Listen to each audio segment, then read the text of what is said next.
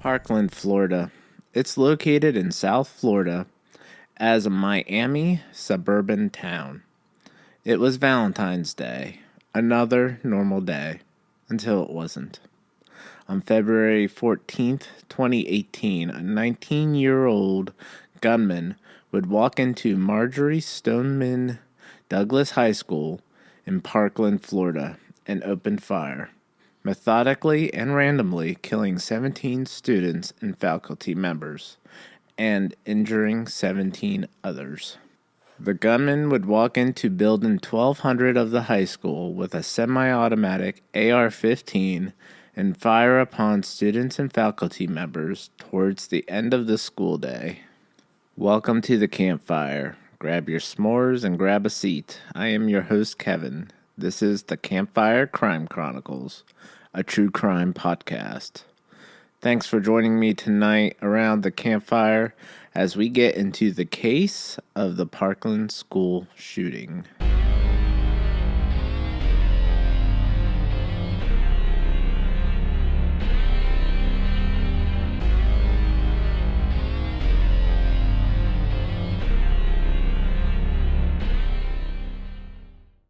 As we get into the case tonight, we approach the 5-year anniversary of the Parkland School Shooting of February 14th, 2018.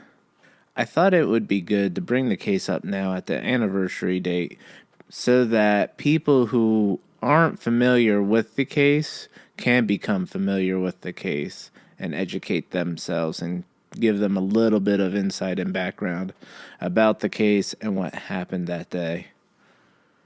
As I go into the case, you're going to find that I don't have all the information because there is a lot of information out there. And the more I research this case, the more I found. So what I'm going to do, and I'll mention this at the end of the episode, is that I'm going to do another revisit to this case and talk about everything that I don't talk about in the case tonight. So with that, we're going to jump into the case. Nicholas Cruz was born September 24th, 1998 in Margate, Florida. He would be adopted at birth along with his biological brother, Zachary, by Linda and Roger Cruz. Zachary was born about a year later after Nicholas and would have the same mother but different fathers. Nicholas would have behavioral issues since preschool. By the time he was 3, he was diagnosed with developmental delays. By the time he was 5 or 6, depending on the report that you read, he'd suffered a trauma of witnessing his father's death. Also in his early years, he had been diagnosed with a string of disorders and conditions. He would be diagnosed with depression, attention deficit hyperactivity disorder or ADHD, emotional behavioral disability, autism, as well as obsessive compulsive disorder or OCD, as records from the State Department of Children and Families would show. By the time Cruz was 16, school records would reveal that he was preoccupied with wars, death, and killing. When Cruz was younger, he was often bullied by fellow classmates as well as his biological brother and his friends, which he would say later on in a report that he would regret ever doing. Cruz would be transferred between 6 different schools in the course of 3 years in an effort of dealing with his problems, which isn't really dealing with his issues. It was just making them worse for him, as well as also they were just passing the problems onto someone else instead of dealing with his problems. In 8th grade, he was assigned to a school for students with emotional problems.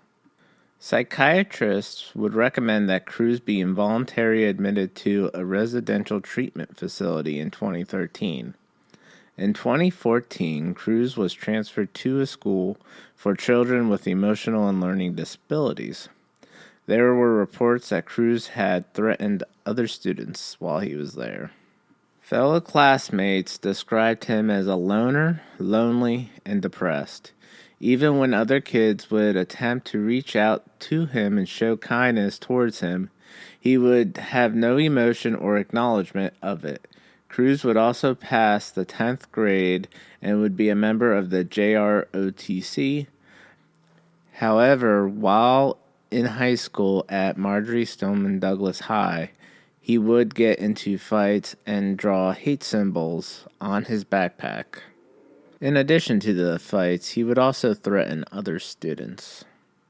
One student even said he always stared at everyone. He would stare into your soul. The Florida Department of Children and Families investigated him in the September of 2016 for Snapchat posts in which he cut both of his arms and stated a plan for buying a gun. At this time, a school resource officer suggested that he undergo an involuntary psychiatric examination under the provisions of the Baker Act. The Florida Mental Health Act of 1971, aka the Baker Act, allows for involuntary examination, what some call emergency or involuntary commitment, which can be initiated by judges, law enforcement officials, physicians, or mental health professionals, and close friends and relatives. There must be evidence that the person, 1, possibly has a mental illness, or 2, is in danger of becoming a harm to themselves or harm to others, or is self-neglectful. 2 guidance counselors would agree to this, but a mental health institution did not. State investigators reported that he had depression, autism, and ADHD. In their assessment, they concluded that he was at low risk of harming himself or others. He had previously received mental health treatment, but had not received treatment a year leading up to the shooting. Cruz would return to Stoneman Douglas High School. While attending high school, he was constantly targeted by security for searches and was even banned from having a backpack at the school because of previous threats to other students. 2 years later, he would be expelled in 2017 for disciplinary actions. As he could not be expelled from the Broward County school system completely, he was transferred to an alternative placement. The school administration had circulated an email to teachers warning that Cruz had made threats against other students.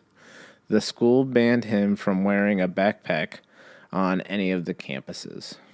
Broward County Sheriff Scott Israel described Cruz's online profiles and accounts as very, very disturbing. They contained pictures and posts of him with a variety of weapons, including long knives, a shotgun, a pistol, and a BB gun.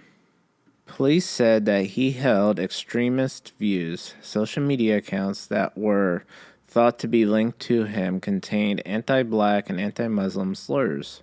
So Cruz would make YouTube comments, and these comments were found to be linked to him in his accounts. Such comments would say stuff like, "I want to die fighting," and would also make threats against police. One of Cruz's online posts even mentioned that he intended to mimic the University of Texas Tower shooting. In February of 2017, Cruz legally purchased an AR-15 style semi-automatic rifle from a Coral Springs gun store. After having passed the required background check, prior to the purchase, he had similarly obtained several other firearms, including at least one shotgun and several other rifles. At the time of the shooting in Florida, it was legal for people as young as 18 to purchase guns from federally licensed dealers, including the rifle allegedly used in the shooting. The minimum age requirement has since been raised to 21. Cruz would have racist views against anyone who wasn't white. He had drawn and carved swastikas in items that police would later recover from the scene, including the one on his backpack. The school district conducted an assessment of the handling of Cruz according to the redacted report, which was viewed in August of 2018 by the New York Times, the Daily Beast, and other media. A year before the shooting, Cruz had sought help from education specialists as his grades at Stoneman Douglas were declining. He was an 18-year-old junior and met with the specialist with his mother at the time.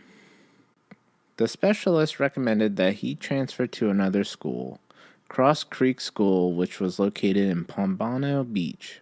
Cross Creek School is where he had done well before, but he wanted to graduate with his class at Stoneman Douglas and rejected this option as a legal adult. He was advised that if he stayed, he would no longer be able to access special education services, but this was incorrect.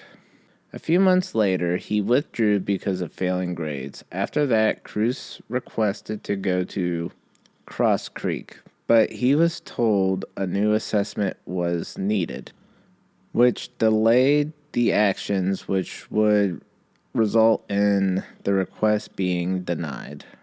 Towards the end of 2017, a few months before the Stoneman Douglas High School shooting, Nicholas's mother would pass away due to pneumonia. Orphaned at 19, Nicholas and his brother Zachary moved to their mother's friend's house soon after. Cruz took the death of his mother hard, as anyone would. Some said that he never really recovered from it, which with dealing with something like that, it does take a long time to move on from. According to CNN, 45 calls would be made to the local sheriff's office regarding Cruz, his brother, or the family between 2008 and 2017. One of the calls on February 5th, 2016, they received an anonymous tip about Cruz threatening to shoot up the school. In September of 2016, a peer counselor would notify the school resource officer about his suicide attempt as well as his intent to buy a firearm. The school had indicated that they would do a threat assessment. In September of 2016, 3 people, a sheriff's deputy that worked as a resource officer at Stoneman Douglas, and 2 other school counselors stated that Cruz should be committed for mental evaluation. Then on September 24, 2017, someone with the username Nicholas Cruz posted a comment on a YouTube video that stated, "I'm going to be a professional school shooter." The person who uploaded the video would report the YouTube comment to the FBI on September 25, 2017. The person who made the video was in Mississippi and was unknown to Cruz. However, according to Agent Robert Lasky of the FBI, the agency conducted reviews of the database, but they weren't able to track down the individual who made the threatening comment. On November 30th, 2017, a tip would be made that Cruz might be a school shooter in the making, and that he collected knives and guns. On January 5th, 2018, the FBI would receive a tip on their public access line from someone who was close to Cruz. The caller identified herself as a close friend of the Cruz family. The caller provided the following information about Cruz: statements about Cruz harming himself and others, references to ISIS, that he threatened his mother with a rifle, that he had purchased several weapons, that he wanted to kill people and was going to explode, and that he was mutilating small animals. And the caller was also concerned that Cruz might shoot up the school. The caller also noted that Cruz was 18 years old but had the mental capacity of a 12 or 14-year-old. She indicated that she was very concerned and had contacted the Parkland Police Department and wanted somebody to look into it. So on the afternoon of February 14th, 2018, Cruz would take an Uber to Marjory Stoneman Douglas High School in Parkland, Florida. The Uber would drop Cruz off at the school around 2:19 p.m., which was 20 minutes before the dismissal time. While Cruz was walking towards the school with a rifle case and backpack, he was spotted and recognized by one of the staff members, who radioed to one of their colleagues that he was walking purposefully towards Building 12. However, that staff member didn't pursue Cruz, nor called a code red, which would have locked down the school.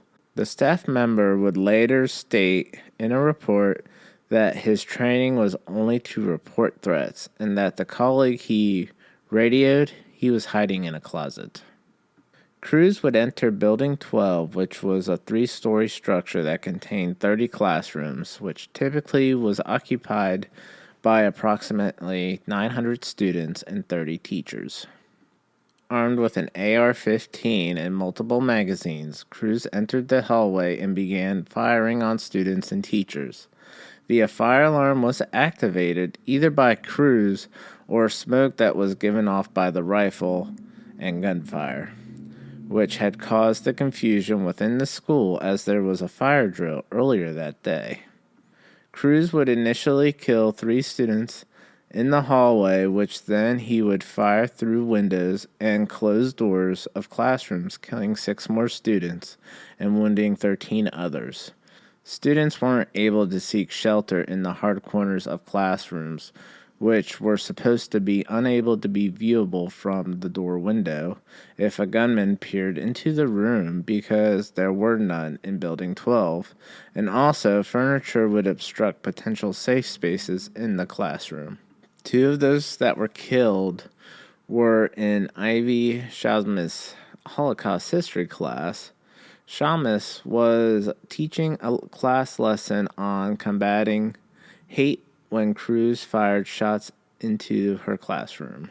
According to Shalmas, she believes that Cruz was unaware that he was shooting into a class on the Holocaust, even though he had carved swastikas onto the ammunition magazines that he left at the school.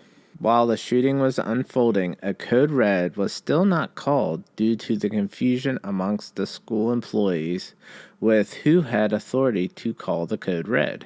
I feel like if someone sees an imminent threat in a school or hears of a threat in the vicinity, then anyone acknowledging that potential threat should be able to make that call.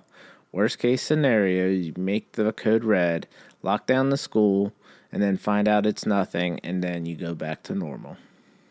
Cruz would kill 2 staff members at a nearby stairwell before moving to the 2nd floor, where he would fire on 2 more classrooms. This time he wouldn't hit anyone. He would move onto the 3rd floor, where 5 more students and another staff member were killed, and 4 other students were injured because they were all stranded in the hallway.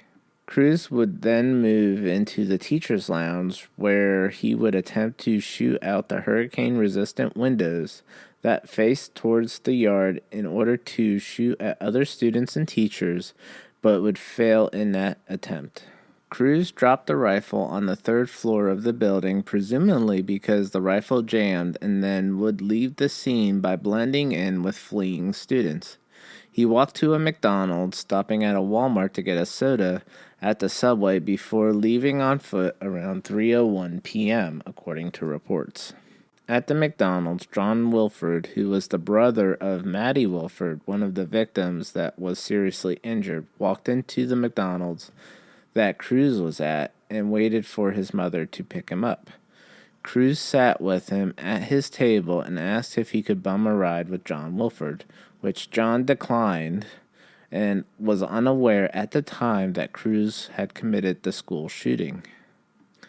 At approximately 3:40 p.m., police stopped Cruz 2 miles from the school in the Wyndham Lakes neighborhood of Coral Springs and arrested him as the suspected shooter.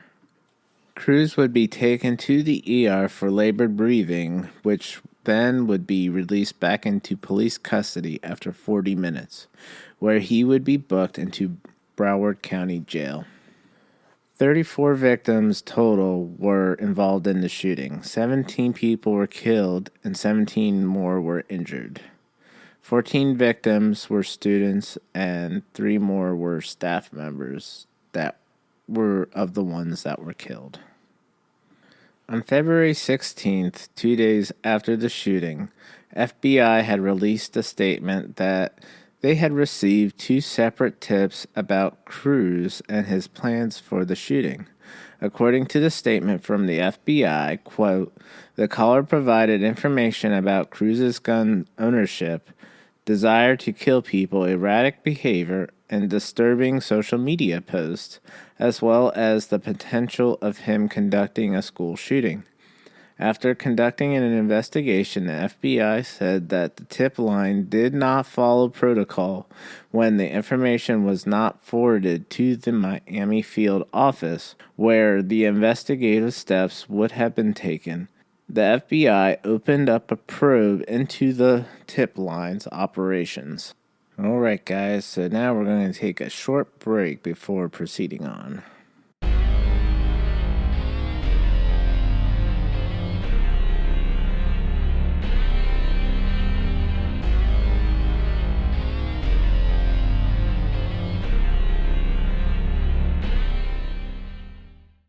Alright guys, we are back. So now we're going to get into the legal proceedings and some of the trial. The day after the shootings, Cruz was charged with 17 counts of premeditated murder and was held without bond. According to the affidavit from the sheriff's office, Cruz had confessed to the shooting. Also, he told police that he had additional loaded magazines in his backpack that he brought to the school with him. The lead defense counsel, Gordon Weeks, asked Broward Circuit Judge Elizabeth Schurrer to quote-unquote rescue herself, as he claimed that her previous comments and rulings showed favoritism toward the prosecution, which would prevent Cruz from receiving a fair trial. She had disagreed and declined the request on February 26. On March 7th of 2018, a grand jury indicted Cruz on 34 charges, 17 counts of first-degree murder, 17 counts of attempted first-degree murder. He was arraigned on March 13th, and the prosecution filed notice of their intent to seek the death penalty. They said they could prove 5 of the aggravating factors that qualify a murder for the death penalty in Florida. Cruz declined to enter a plea, so Schreier entered a non-guilty on his behalf. The defense had earlier offered a guilty plea if the death penalty would be taken off the table, and reiterated it immediately before it was refused. On the week of April 8th through 12th of 2018, Schreier included a 3-page letter from a Minnesotan into the court record of the case. The letter was addressed to the judge and claimed that research into Cruz's past led the writer to believe that Cruz had a developmental disability and that he was fearful of other people and was threatened by bullies. The letter ended by claiming that Cruz appeared to be consumed by sadness and depression. During that same week, a hearing was held to determine if Cruz qualified for a public defender. The public defender that was assigned to Cruz's case asked the court to wait for the probate case involving Cruz's late mother's estate was concluded to determine Cruz's net worth and if he was able to afford a private attorney. On the night of November 13, 2018, Cruz would attack a jail officer. The following day, he would be charged with aggravated assault on an officer, battery against an officer, as well as use of electric or chemical weapon against an officer. The detail of events leading up to the attack started with the officer that was allegedly attacked by Cruz had asked him to not drag his sandals on the ground while he was walking in the jail's day room. It was then claimed Cruz responded by displaying the middle finger and then would strike the officer in the face. He also grabbed the stun gun out of the deputy's holster, and the weapon discharged during the brawl before the deputy regained control and Cruz was placed in solitary confinement. Cruz appeared at an initial hearing on the assault charges, where bail was set at $200,000. On April 24, 2019, it was determined that Cruz and his half-brother Zachary would share the payout of the life insurance policy, which would make him ineligible for a public defender.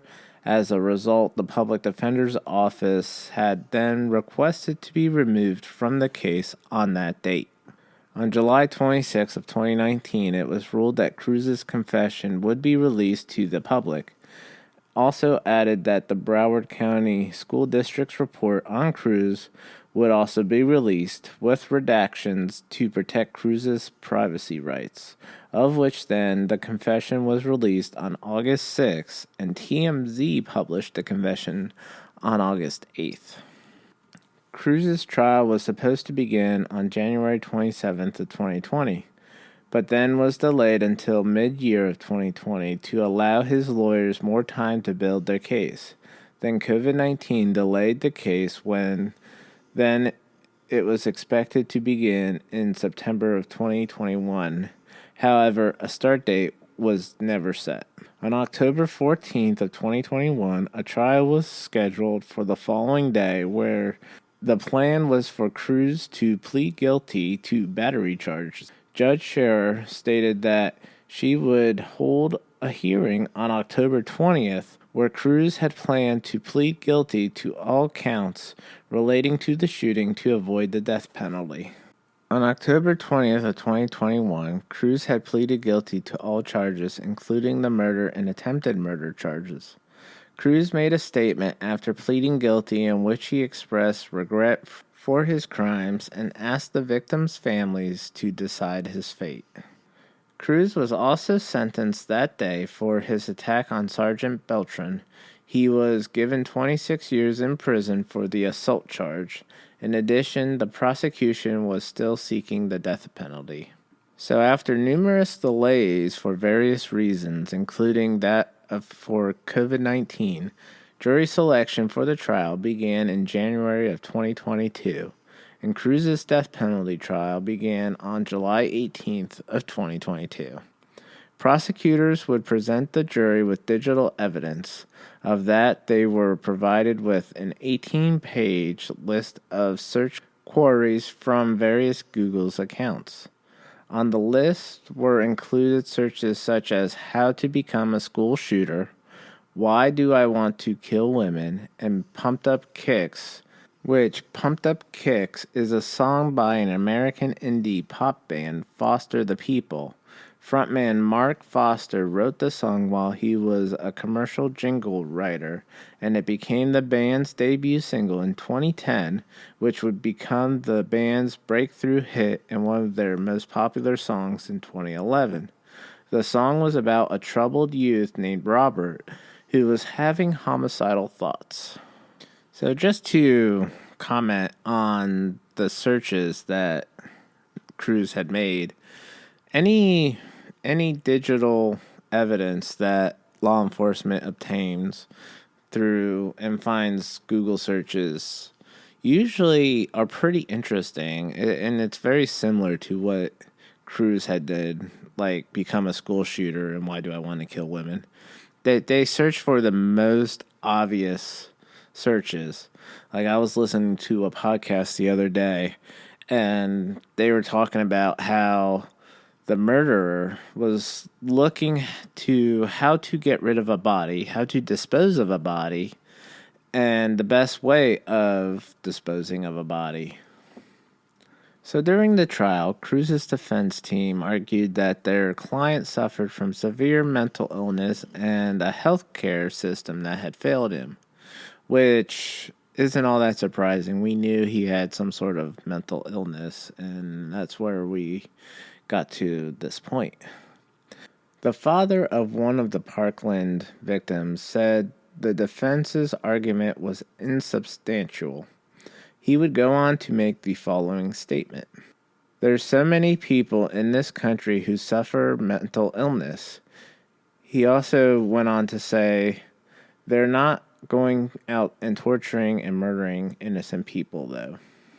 Which he is not wrong, but if you look up at Cruz's upbringing and the series of events through his childhood, as well as his mental illnesses, then you're combining nature and nurture together, which is the perfect combination for a psychopath, serial killer, or in this case, a mass shooter, who, if we look deep enough, is probably also a psychopath that a lot of people would agree to.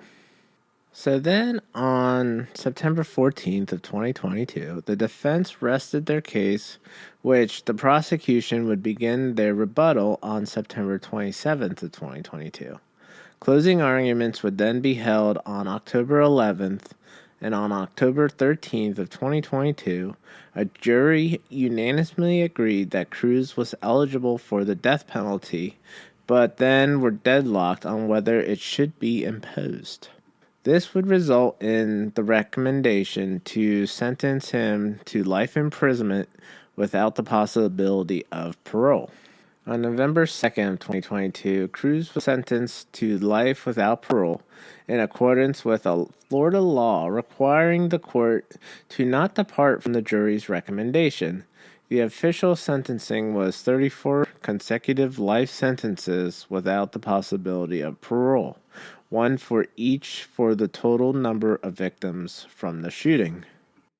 Nearly all of the murdered victims' families expressed anger and extreme disappointment towards the verdict, stating that their victim impact statements that he deserved the death penalty. Other points of contention from the victims were the improper conduct of Cruz's lawyers during the trial, as well as the unanimity required by Florida law to impose the death penalty as opposed to the majority vote. Florida Governor Ron DeSantis, who also criticized the jury's recommendation to spare Cruz's life from the death penalty, he called for changes to that law. So now to back up a little bit in the timeline, there was a lot that had happened that was not associated with Cruz or his trials. So I wanted to go over that and waited until now to do so because it seemed to be the best way to incorporate it and go over everything so that nothing got lost in translation between going back and forth between these events and the events with Cruz in the trial.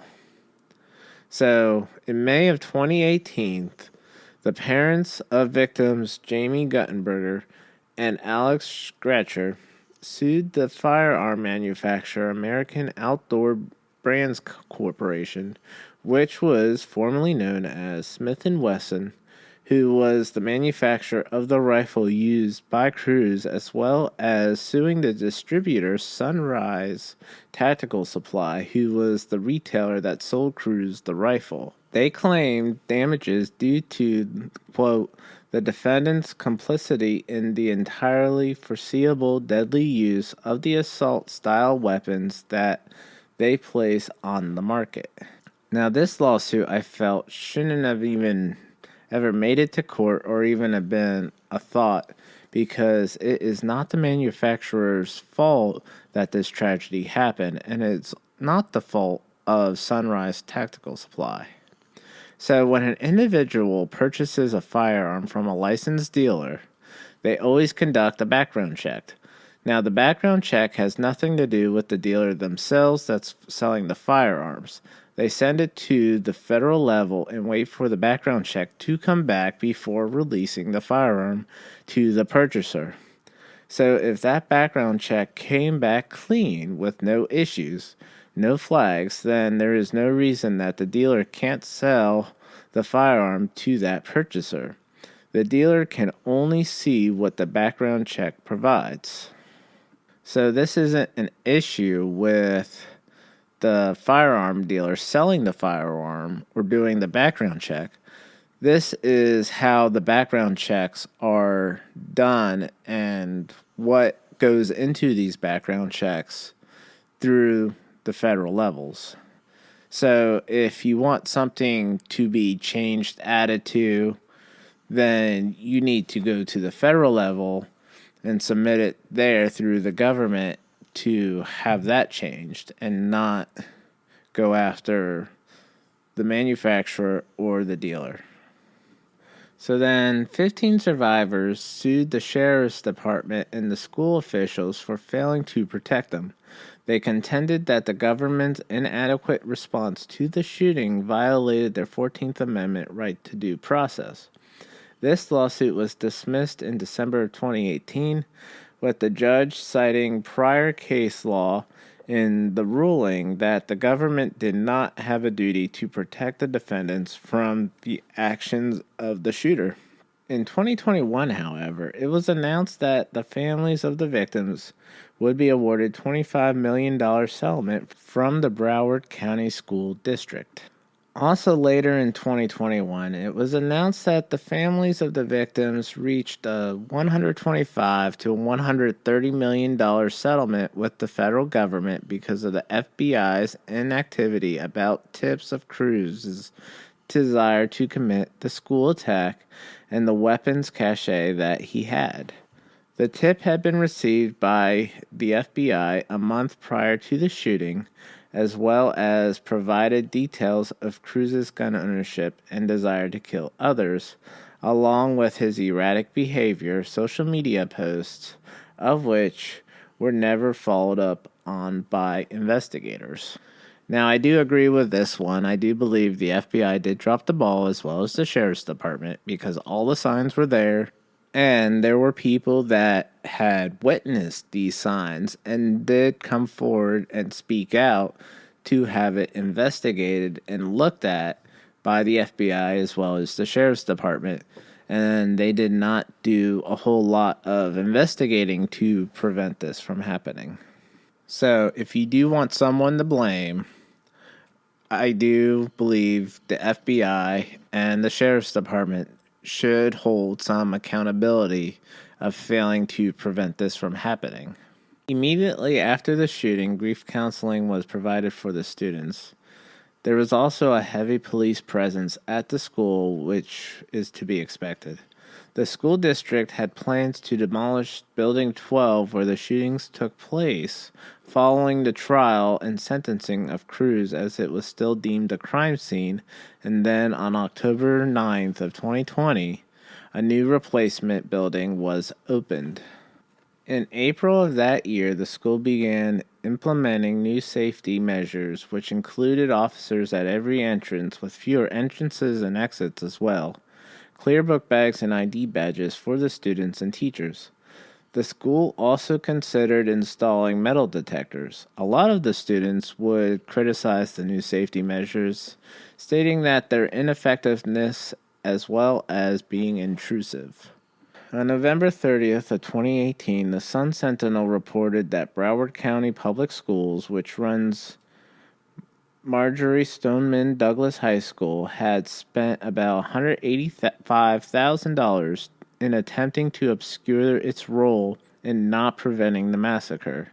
The district also spent an undisclosed sum on legal opposition to the releasing of records related to the school's treatment of Nicholas Cruz while he was a student and the school's security procedures. A company named CEN received $60,000 payment to review Cruz's school records and to investigate if the Broward County Public Schools followed the law in handling of Cruz as a troubled student. The final report omitted various details about the instability of Cruz. So the SRO, or the School Resource Officer, Scott Peterson, was an armed officer at the school at the time of the shooting, as well as being on site while in uniform as a Broward County Sheriff's deputy who was accused of remaining outside of Building 12 where the shooting was taking place. He was suspended without pay 8 days after the attack by Sheriff Israel, which then Peterson immediately retired. So I do have to praise Sheriff Israel for doing this, because I do feel that Scott Peterson should have made entry into the building where the shooter was to eliminate the threat as soon as possible. I mean, because really, that is his whole purpose of why he's there. So, Sheriff Israel stated, quote, Scott Peterson was absolutely on campus for this entire event, end quote, and then would go on to say that he should have gone in and addressed the killer and killed the killer, end quote. In June of 2019, following an investigation that included interviews with 184 witnesses, Peterson was arrested and then bonded out for the crime of failing to protect the students during the shooting. He faced 11 charges of neglect of a child as well as culpable negligence and perjury. Peterson pleaded not guilty and has filed a motion to have all charges dropped. When a statement released by Peterson's lawyer before Peterson was charged, he said that Peterson believed the shooting was happening outside the building. According to the lawyer, Peterson claimed he told this to the first Coral Springs police officer who arrived on scene. The statement also pointed to radio transmission that indicated a gunshot victim near the football field. The Miami Herald transcribed the radio dispatches by Peterson at the time of the shooting.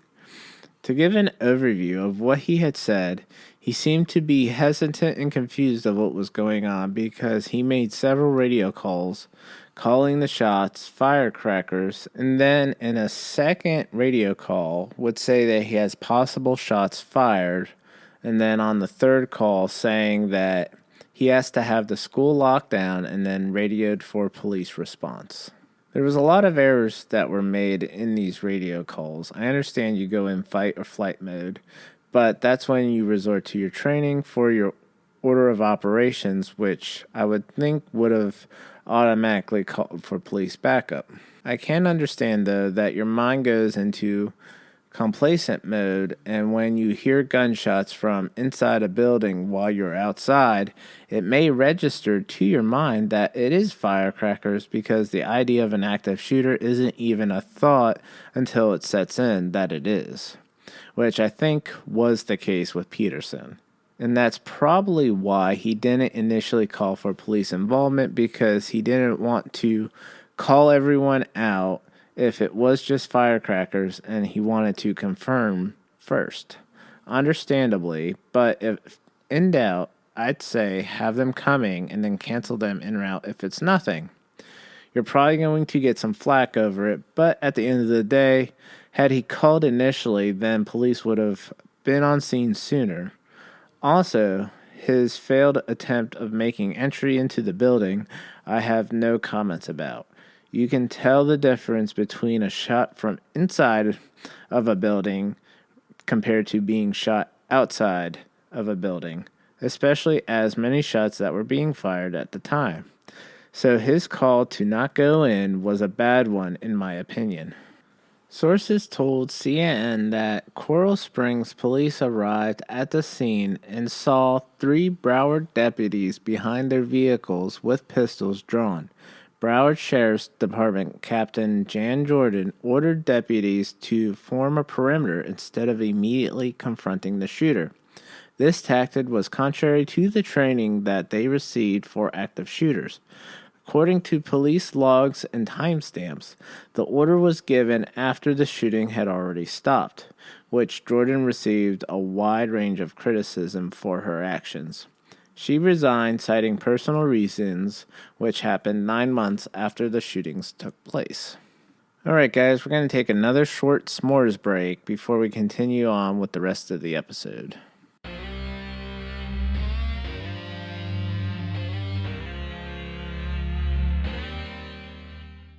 The lack of response by Israel and other members of the Broward County Sheriff's Office to numerous red flags and warnings about crews has been the subject of scrutiny.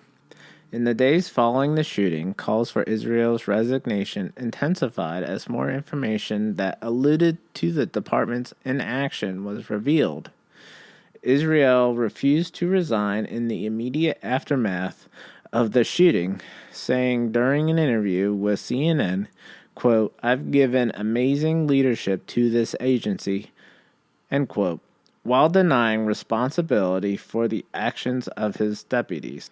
This culminated in Governor Ron DeSantis in removing Israel from his role as sheriff and replacing him with Gregory Tony. President Trump at the time would criticize the officers who failed to enter the building during the shooting on February 26, 2018. He said that he would have entered even if, quote, I didn't have a weapon, and I think most people in this room would have done that also, end quote. President Trump would offer prayers and condolences to the victims' families, which him and his First Lady would make a trip to visit Broward Health North, which was a hospital that had 8 of the victims admitted to the hospital, where they met personally with 2 victims and would praise the doctors and law enforcement officials for their responses to the attacks. On February 22nd, Trump would meet with students and others for a listening session at the White House. He suggested arming up to 20% of the teachers to stop quote-unquote maniacs from attacking students. The following day, he called a gun-free school as a magnet for criminals and tweeted, highly trained gun adept teachers, coaches would solve the problem instantly before police would even arrive. End quote. Which I agree with this statement. There was a lot of push for gun control also that struck up a large debate.